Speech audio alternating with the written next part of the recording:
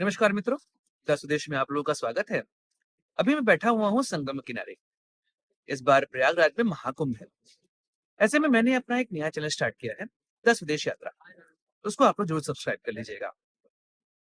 यहाँ पर बैठा हुआ था तो याद आया कि 2013 में प्रयागराज में महाकुंभ था। ऐसे में संतों का समागम यहाँ हुआ था। भारतीय जनता पार्टी, आरएसएस, वो सभी यहाँ पर आए हुए थे।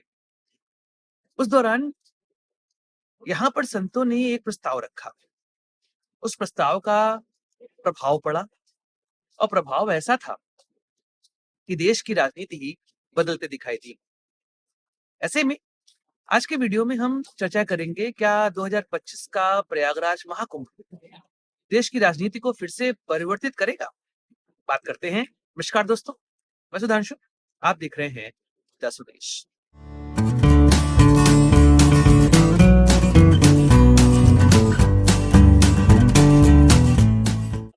दोस्तों, जब भी प्रयागराज में महाकुंभ होता है, हर बार कुछ न कुछ यहाँ पर नया होता आपको दिखाई देता है।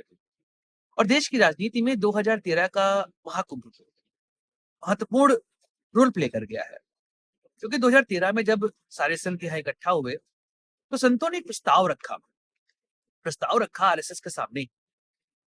आरएसएस को लगा कि यह प्रस्ताव थोड़ा सा अलग है, क्योंकि उस दौरान लाल कृष्ण आडवाणी वह चाह रहे थे कि 2019 के बाद 2014 के चुनाव में भी उन्हीं को भाजपा की ओर से प्रधानमंत्री पद का उम्मीदवार घोषित किया जाए। पर देश की राजनीति उस समय तक बदल चुकी थी। गुजरात में नया परिवर्तन हो रहा था। लगातार तीसरी बार मुख्यमंत्री बन के आए थे नरेंद्र मोदी।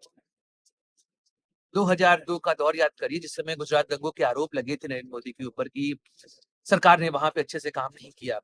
उस दौरान लाल कृष्ण आडवाणी की वजह से ही नरेंद्र मोदी की कुर्सी बची थी। अटल जी तो चाह रहे थे कि उनको वहां पर हटा दिया जाए, लेकिन लाल कृष्ण आडवाणी के कहने पर अटल जी इस बात पर सहमत हुए। और जब बीजेपी कार्यकारिणी की बैठक हो रही थी, तो उस बैठक में यह निर्णय हुआ कि नरेंद्र मोदी को अपना टेन्योर पूरे करने दिया जाना चाहिए। उस दौरान एक प्रेस कॉन्फ्रेंस बड़ी फेमस है कि मुख्यमंत्री को राजधर्म का पालन करना चाहिए। और नरेंद्र मोदी ने कहा भी, वही तो कर रहे हैं साहिब। लेकिन राजनीति में वह एक बहुत बड़ा परिवर्तन था। लाल कृष्ण आडवाणी ने नरेंद्र मोदी की राजनीति को एक तरीके से बचा लिया उस दौरान। फिर नरेंद्र मोदी ने अपनी छवि को बदलने का प्रयास किया। वाइब्रेंट गुजरात जैसे कई सारे नए माहौल को तैयार किया और गुजरात को एक इंडस्ट्रियल बेल्ट के फॉर्म में पूरे देश में प्रचारित किया। और गुजरात मॉडल की चर्चा पूरे देश में होने लगी। 2013 का वह दौर याद करिए, जिस समय भारत में करप्शन के आरोप में जूझ रही थी कांग्रेस पार्टी। मनमोहन सिंह जी के ऊपर कई सारे उनकी सरकार के ऊपर आरोप लग चुके थे। 2G स्कैम के आरोप लग चुके थे, कोल घोटाले के आरोप लग चुके थे, और 8 में हुआ कॉमनवेल्थ गेम कौन भूल सकता है। ये सारे आरोप लग चुके थे। ऐसे में देश को एक नेतृत्व की आवश्यकता थी। उसी समय अन्ना मूवमेंट भी वहां चल रहा था दिल्ली में। उस वजह से आम आदमी पार्टी बनी थी और आम आदमी पार्टी ने दिल्ली में कांग्रेस को हराया और देश भी बदलाव महसूस कर रहा था। तो ऐसे में सभी संत जब यहाँ इकट्ठा हुए तो उन्होंने आरएसएस के सामने प्रस्ताव रखा कि हम चाहते हैं कि नरेंद्र मोदी 2014 के लोकसभा चुनाव में भाजपा का प्रतिनिधित्व करें। आरएसएस इसके लिए तैयार नहीं था। प्रवीण तोगड़िया भी तैयार नहीं थे, विश्व हिंदू परिषद वाले। लेकिन अशोक सिंघल ने माहौल बना दिया था।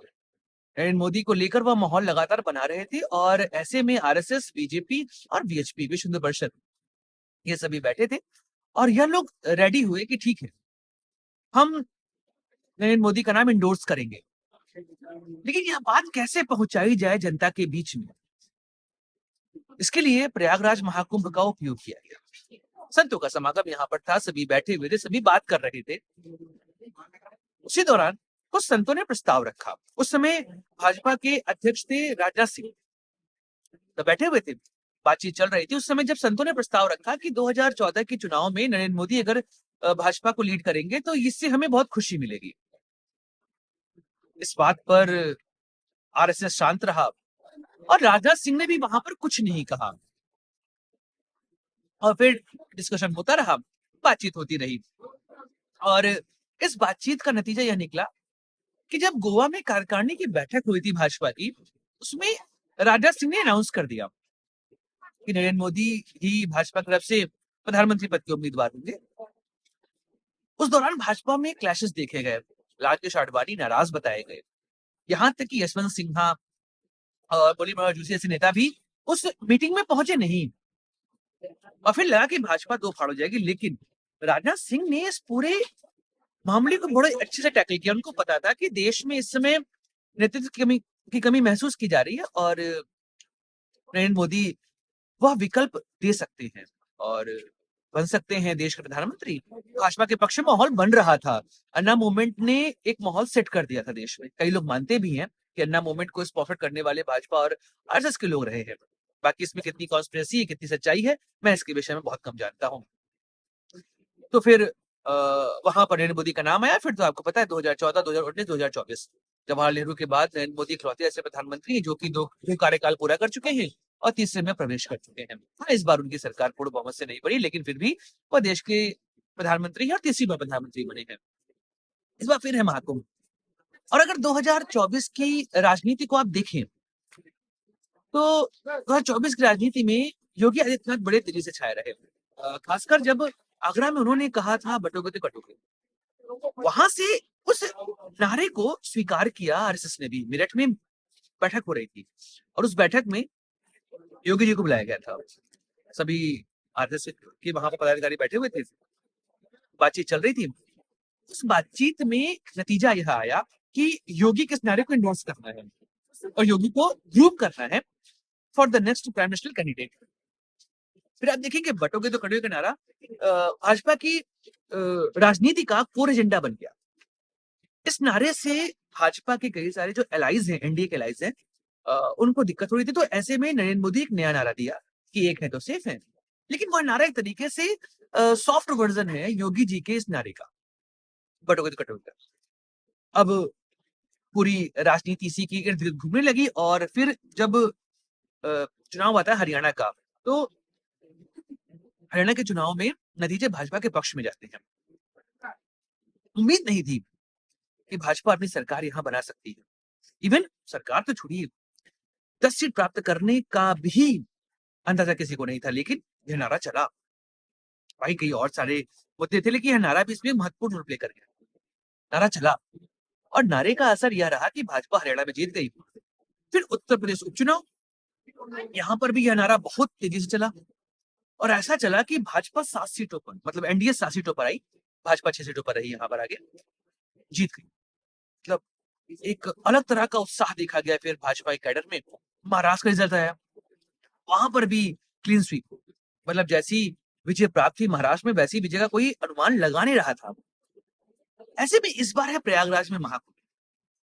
इस बार क्या ऐसा कुछ होगा क्या? योगी जी को 2029 के चुनाव में भाजपा की ओर से प्रत्याशी दिया जाएगा? उम्मीद कम है, लेकिन एक जो यहाँ पर बात है कि इंडोर्समेंट तो शुरू हो जाएगा, क्योंकि योगी को जिस तरीके से आरएसएस की मदद मिल रही है, यह साफ दर्शा रहा है कि योगी आरएसएस के एजेंडे में फिट तो हो रहे हैं। और योगी के नारे को इंडोर्स करना और प्रयागराज महाकुंभ में जिस तरीके से इस समय एक्टिविटी देखी जा रही है, वह साफ दर्शा रहा है कि 2029 के चुनाव में, चूंकि नरेंद्र मोदी अभी देश के प्रधानमंत्री हैं, ऐसे में ओपनली तो योगी जी का नाम नहीं रखा जाएगा सामने, लेकिन फिर भी यह एक उम्मीद है कि इनडायरेक्टली फॉर्म में योगी आदित्यनाथ को प्रमोट किया जाएगा और उन्हें केंद्र की राजनीति में इंडोर्स किया जाएगा, क्योंकि इस समय भाजपा के सबसे बड़े क्या कहा जाए, चेहरों में से वह एक है।